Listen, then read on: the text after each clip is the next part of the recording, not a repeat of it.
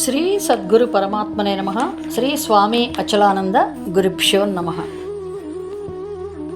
మోక్ష సన్యాస యోగము అనే 18వ అధ్యాయం నుంచి 45వ శ్లోకం.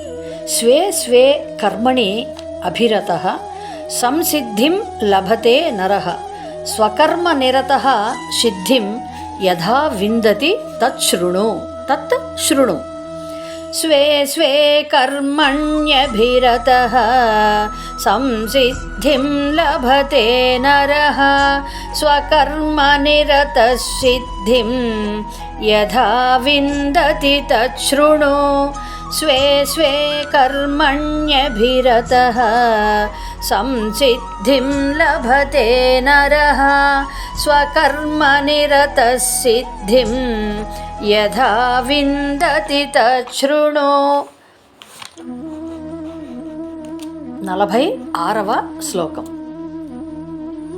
యతః ప్రవృత్తిః భూతానాం ఏన సర్వం ఇదం తతం స్వకర్మణా తం అభ్యర్చ్య సిద్ధిం విందతి మానవః. యతః ప్రవృత్తిర్భూతానాం ఏన సర్వమిదం తతం స్వకర్మణా తమభ్యర్చ్య సిద్ధిం విందతి మానవః. యతః ప్రవృత్తిర్భూతానాం ఏన సర్వమిదం తతం స్వకర్మణా తమభ్యర్చ్య సిద్ధిం విందతి మానవః. 47వ శ్లోకం.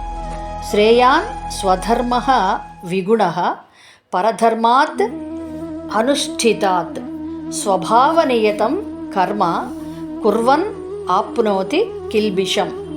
శ్రేయాన్ స్వధర్మో విగుణః పరధర్మాత్ స్వనుష్ఠితాత్ స్వభావనియతం కర్మ కుర్వన్నాప్నోతి కిల్బిషం. శ్రేయాన్ స్వధర్మో విగుణః పరధర్మాత్ స్వనుష్ఠితాత్ స్వభావనియతం కర్మ కుర్వన్నాప్నోతి కిల్బిషం. 48వ శ్లోకం. సహజం కర్మ కౌంతేయ సదోషం అపి న త్యజేత్ సర్వారంభాః హి దోషేణ ధూమేన అగ్నిః ఇవ ఆవృతాః.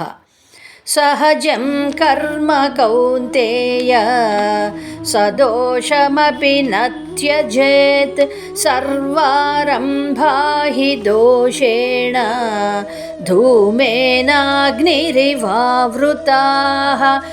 సహజం కర్మ కౌంతేయ సదోషమపి న త్యజేత్ సర్వారంభాః హి దోషేణ ధూమేనాగ్నిరివావృతాః. ఓం తత్సత్. జై గురుదేవ్.